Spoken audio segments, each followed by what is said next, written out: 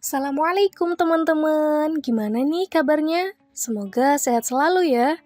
Kali ini kita akan mempelajari tentang perilaku terpuji, yaitu tasamuh. Ada yang tahu apa itu tasamuh? Tapi sebelum memulai pembahasan, mari kita simak dulu ilustrasi berikut ini.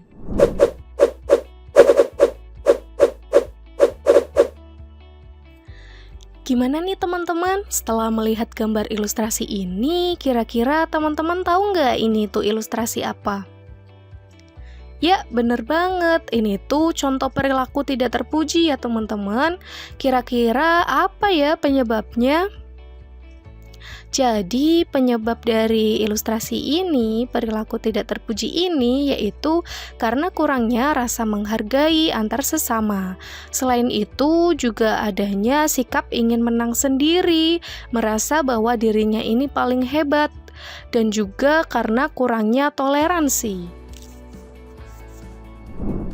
Selanjutnya, kita akan mempelajari apa itu tasamuh.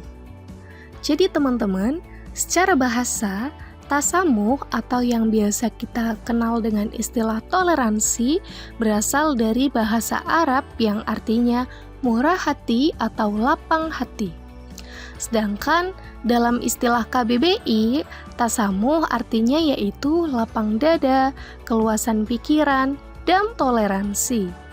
Jadi, secara istilah, tasamuh ini yaitu melapangkan dada, tenggang rasa dalam menghadapi perbedaan, baik pendapat, keyakinan, maupun agama. Jadi, tasamuh ini sangat penting ya teman-teman, apalagi dalam kehidupan masyarakat yang bersifat heterogen atau majemuk. Seperti kita hidup di negara Indonesia yang merupakan negara majemuk.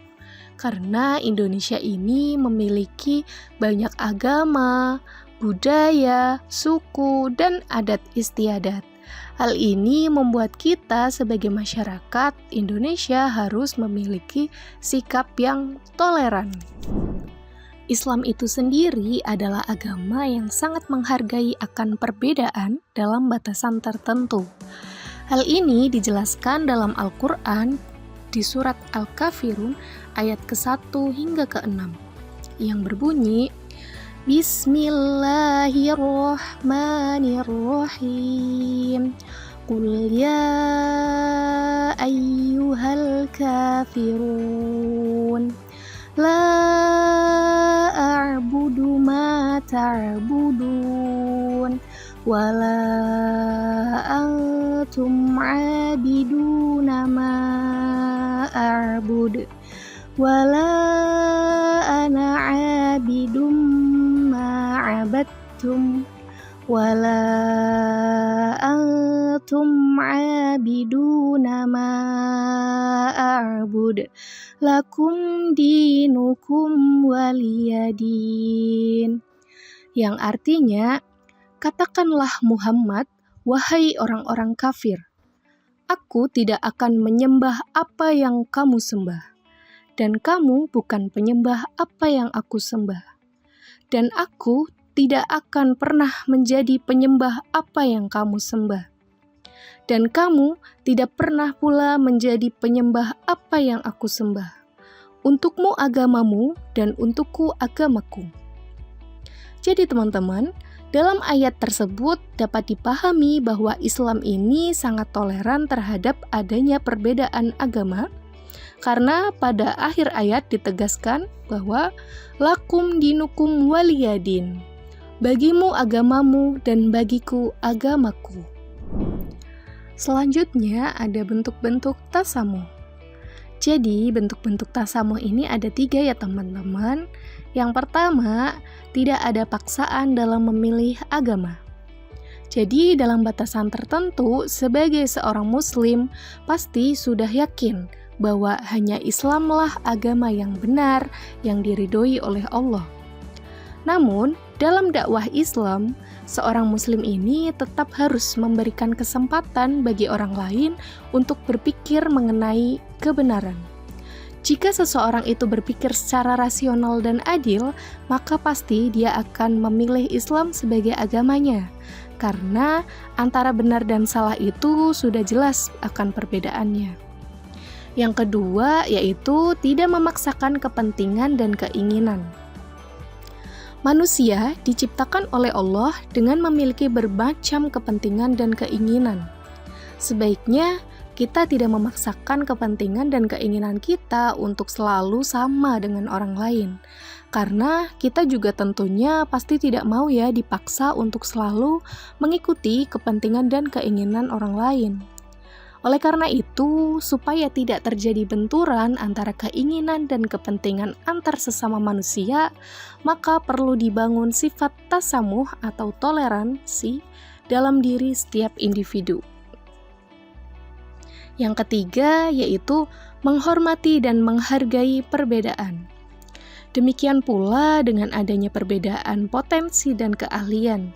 Yang satu punya kelebihan, yang satu punya kekurangan. Semakin dirasa perlu adanya sifat tasamuh untuk memudahkan tercapainya kepentingan bersama. Perbedaan suku, bangsa, profesi, agama, dan sebagainya bukan merupakan alasan untuk tidak saling menghargai atau saling menganggap remeh terhadap lain.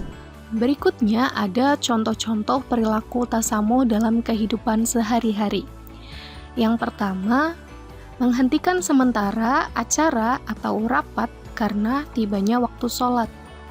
Jadi, jika kita sedang melaksanakan sebuah acara atau rapat yang dimana di situ tidak semuanya ini beragama Islam, maka ketika tiba datangnya waktu sholat, maka harus memberikan break atau jeda sebentar untuk umat muslim agar mereka ini beribadah. Yang kedua, menghormati pendapat orang lain terhadap penafsiran dan pemahaman suatu masalah.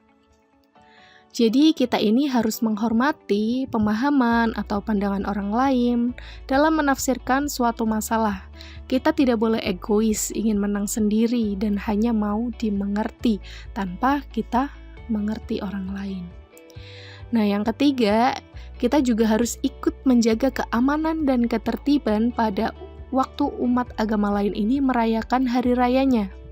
Teruntuk kita, masyarakat Indonesia yang majemuk, yang punya banyak agama, maka di saat ada agama lain yang berbeda dengan kita sedang melaksanakan hari raya, maka kita tidak boleh berbuat gaduh dan harus berupaya ikut menjaga ketertiban. Untungnya, umat antar agama di Indonesia ini sudah pada toleran ya guys. Di samping mereka tidak berbuat gaduh, mereka bahkan ikut merayakan dan ikut senang atas hari raya agama lain sebagai suatu bentuk penghormatan. Lalu, bagaimana sih upaya kita untuk bisa membiasakan diri agar bersikap toleran atau tasamuh? Nah, yang pertama, kita ini harus memahami jalan pikiran orang lain atas perbuatan yang dilakukan.